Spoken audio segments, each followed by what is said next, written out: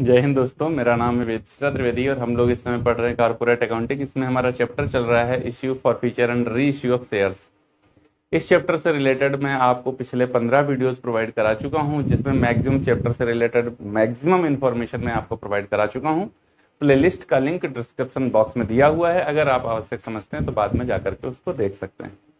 आज हम लोग बात करने वाले हैं राइट शेयर्स की, और ये चैप्टर हमारा बीकॉम सेकंड सेमेस्टर के स्टूडेंट्स जिनका ऑब्जेक्टिव पेपर होने वाला है और बीकॉम थर्ड ईयर के स्टूडेंट्स जिनका डिस्क्रिप्टिव पेपर होने वाला है कॉर्पोरेट अकाउंटिंग का। आने वाली कॉमर्स की प्रतियोगी परीक्षाएं जैसे कॉमर्स टीजीटी, पीजीटी, जीआईसी और एनटीए नेट जैसे एग्जाम्स के लिए भी ये चैप्टर बहुत ही महत्वपूर्ण होता है। यहाँ से रिलेटेड कम से कम 1-2 क्वेश्चन अगर हम लोग नेट जैसे एग्जाम्स की बात करें वहां पर, और अगर हम बात करें टीजीटी पीजीटी की, तो कम से कम 3 से 4 क्वेश्चन आपके इसी चैप्टर से रिलेटेड पूछे जाते हैं। तो इंपॉर्टेंट होता है सबके लिए। चलिए स्टार्ट करते हैं और आज जानते हैं राइट शेयर्स, जो बहुत ही ज्यादा इंपॉर्टेंट है। तो आज हम लोग को पढ़ना है राइट शेयर क्या होता है। राइट शेयर, राइट शेयर क्या होता है? देखिए, जब कंपनी का रजिस्ट्रेशन हो जाता है तो आफ्टर 2 इयर्स ऑफ रजिस्ट्रेशन, अर्थात समामेलन का प्रमाण पत्र मिलने के 2 वर्ष बाद, okay, after 2 years of registration, और जब कंपनी ने पहली बार अपने शेयर्स अलॉट किए थे उसके 1 वर्ष बाद, after first allotment of shares, ठीक है ना, कितना? 1 year, after 1 year first allotment of shares, company को यह राइट होता है कि इस दोनों में से जो भी अवधि पहले हो उसके बाद अपनी सब्सक्राइब्ड शेयर कैपिटल में वृद्धि कर सकती है। ये जो ऊपर 2 बातें बता गए, इन पर बहुत ज्यादा ध्यान दीजिएगा। अगर आपसे पूछा जाए कि कोई भी कंपनी राइट शेयर्स कब इशू कर सकती है, ऑप्शन में मिले समामेलन का प्रमाण पत्र मिलने के 2 वर्ष बाद, तो ये सही है। अगर ऑप्शन में मिले कंपनी के द्वारा पहला अलॉटमेंट करने के, फर्स्ट अलॉटमेंट करने के 1 वर्ष बाद, तो ये भी सही है। और अगर इनमें फिर तीसरा ऑप्शन मिल जाए, दोनों में जो अवधि पहले हो, तो फिर वो सही है। ठीक है ना, बात क्लियर है? और ऑल ऑफ दीज मिले तो भी सी सही है। इसका मतलब ये नहीं कि तीनों ऊपर वाले सही थे तो फिर ये नीचे वाला सही है, नहीं, तो भी सी सही है, क्योंकि उन दोनों में से जो अवधि पहले हो उसी में कंपनी राइट शेयर्स को अपने इशू कर सकती है। बात क्लियर है? तो इस तरीके से क्वेश्चन आएगा। तो सब्सक्राइब्ड शेयर कैपिटल में कंपनी को वृद्धि करने का अधिकार होता है। अब वृद्धि करने का अधिकार का मतलब है कि कंपनी को न्यू शेयर्स इशू करने होते हैं। तो कंपनी को न्यू शेयर्स इशू करने होते हैं। न्यू शेयर्स इशू करने के लिए कंपनी के पास 2 विकल्प होते हैं जो हमेशा रहते हैं।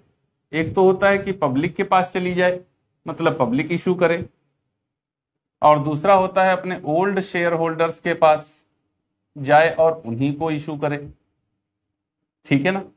तो कंपनी इन विसंगतियों में फंसी थी कि हम यहां जाएं या फिर यहां जाएं, तो बीच में आ गया लॉ।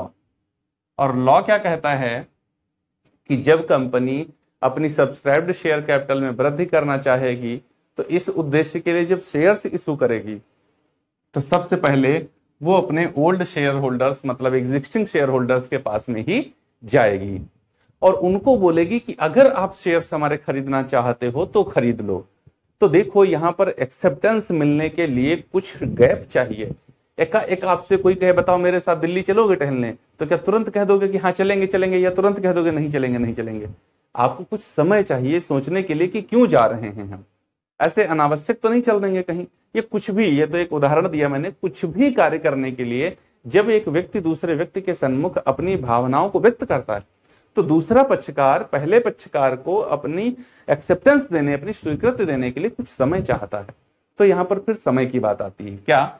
जब company old share holders, existing share holders के पास जाएगी ये पूछने के लिए कि आप शेयर्स खरीदोगे या नहीं खरीदोगे, तो इसके लिए जो मिनिमम टाइम होता है, जो मिनिमम टाइम होता है वो कितना होता है? वो 15 डेज होता है। कम से कम कंपनी को अपने पुराने शेयर होल्डर्स को 15 दिन का समय देना चाहिए उनकी स्वीकृति देने के लिए। और अधिक से अधिक कितना समय देना चाहिए? तो मैक्सिमम टाइम की बात करेंगे तो इसके लिए मैक्सिमम टाइम जो होता है वो 30 डेज का होता है। 30 दिन से ज्यादा का समय नहीं दिया जा सकता। बात क्लियर हो रही है? जी हाँ सर, क्लियर हो रही है। तो यहाँ ये समय होता है। अब इस समय में कंपनी के एग्जिस्टिंग शेयर होल्डर्स को कंपनी को ये बताना होता है कि हम शेयर्स को खरीदने के लिए तैयार हैं या नहीं, और अगर नहीं तो क्या हमारा कोई प्रतिनिधि या जिसको हम चाहें आप उसको शेयर्स इशू कर सकते हैं। ये सब कुछ कंपनी को उन्हें पुराने शेयर होल्डर्स को 15 से 30 दिन के अंदर अंदर बताना होता है। कंपनी पुराने शेयर होल्डर्स के कहने पर नए शेयर होल्डर्स को भी राइट शेयर्स को इशू कर देती है। तो देखिए अब क्या हो रहा है, यहां पर कंपनी शेयर्स इशू करेगी, कंपनी शेयर्स इशू करेगी तो सबसे पहले किसको यह अधिकार है उन शेयर्स को खरीदने का? कंपनी के ओल्ड शेयर होल्डर्स या एग्जिस्टिंग शेयर होल्डर्स को। क्लियर? तो देखो यहां पर बात किसकी की जा रही है? अधिकार की। तो ये क्या हो गया? इनका अधिकार हो गया। यहां पर राइट हो गया है, जो इसके एग्जिस्टिंग शेयर होल्डर्स हैं उनका राइट है इन शेयर्स को खरीदने का, पहला राइट है। तो ये राइट के चलते इन शेयर्स को क्या कहा जाता है? राइट शेयर कहा जाता है। अधिकार अंश क्यों कहा जाता है? क्योंकि यह ऐसे अंश हैं जिसको खरीदने का पहला अधिकार कंपनी के एग्जिस्टिंग शेयर होल्डर्स को ही है। यदि वो नहीं खरीदेंगे या 30 दिन होने के बावजूद भी अपनी एक्सेप्टेंस कंपनी को नहीं देंगे तो यह मान लिया जाएगा कि पुराने शेयर होल्डर्स कंपनी के शेयर नए खरीदना नहीं चाहते हैं। ओके, बात क्लियर? तो पुराने शेयर होल्डर्स को इन शेयर्स को खरीदने का अधिकार, पहला अधिकार है। इस वजह से इन शेयर को क्या कहा जाता है? राइट शेयर कहा जाता है, जिनकी रूलिंग आपकी सेक्शन 62 में दी गई है। जो बातें मैं आपको बता रहा हूं ये सब सेक्शन 62 में कही गई हैं।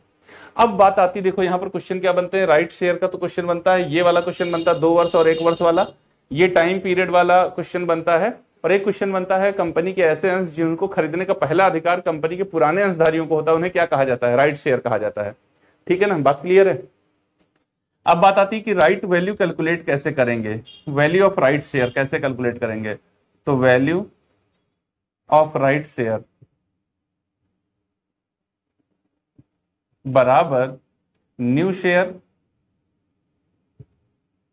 Upon total share. Total share का मतलब है old plus new into market value पर शेयर माइनस इश्यू प्राइस पर शेयर। ऐसा करने पर हम लोग राइट वैल्यू ऑफ शेयर्स को जान सकते हैं।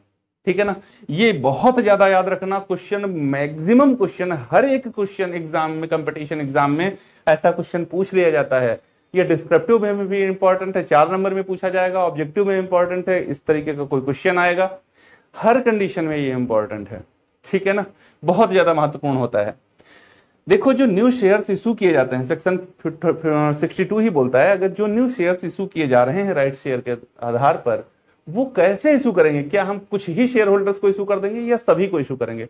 सभी को इशू करते हैं। तो कैसे इशू करते हैं? तो प्रोपोर्शनेट इन ओल्ड शेयर्स, जो पुराने अंश हैं उसके अनुपात में इनको इशू किया जाता है।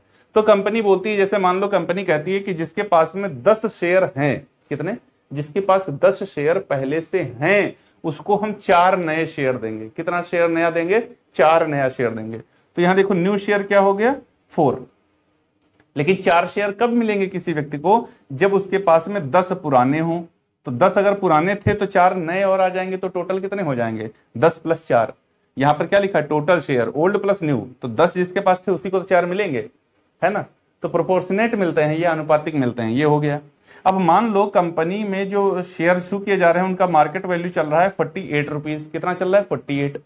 लेकिन कंपनी अपने पुराने शेयर होल्डर्स को इशू कर रही कितने पर? 20 पर। ये ध्यान दीजिएगा, मार्केट जो राइट शेयर होते हैं वो मार्केट वैल्यू से कम पर इशू किए जाते हैं, मार्केट वैल्यू से कम पर इशू किए जाते हैं, लेकिन डिस्काउंट पर इशू नहीं किए जाते। दोनों बातों में बहुत अंतर है, दोनों बातों में बहुत अंतर है। डिस्काउंट पर इशू करना और मार्केट वैल्यू से कम पर इशू करना। 10 रुपए वाला शेयर प्रॉफिट कमाते कमाते 48 रुपए का हो चुका है, ठीक है ना। तो उसको हम 48 पर नहीं 20 पर इशू कर रहे हैं, ये है मार्केट वैल्यू से कम पर इशू करना। और 10 रुपए वाला शेयर 8 रुपए पर इशू कर रहे हैं, ये डिस्काउंट पर इशू है। तो चलिए अब इसको सॉल्व कर लेते हैं हम लोग। तो सॉल्व करो, क्या आएगा? ये हमारा 4/14 × 28 है ना। तो 14 दूना 28 और 4 दूनी 8। राइट वैल्यू क्या हो गई ये शेयर की? 8 रुपए। सिंपल सा क्वेश्चन, तुरंत आ गया आंसर। ठीक है ना, बात क्लियर हो गई। एक और तरीका है, उससे भी आप कैलकुलेट कर सकते हैं। यहां पर value of right share, value of right share बराबर मार्केट वैल्यू पर शेयर बराबर माइनस, बराबर नहीं minus, market value, market value of old shares plus issue price of new shares upon total shares, total shares. जैसे यही वाला question अगर हम लोग उठा लें, यहां से पुट कर लें, तो फिर उसको कैसे सॉल्व करेंगे, देखो यही वाला फॉर्मूला है।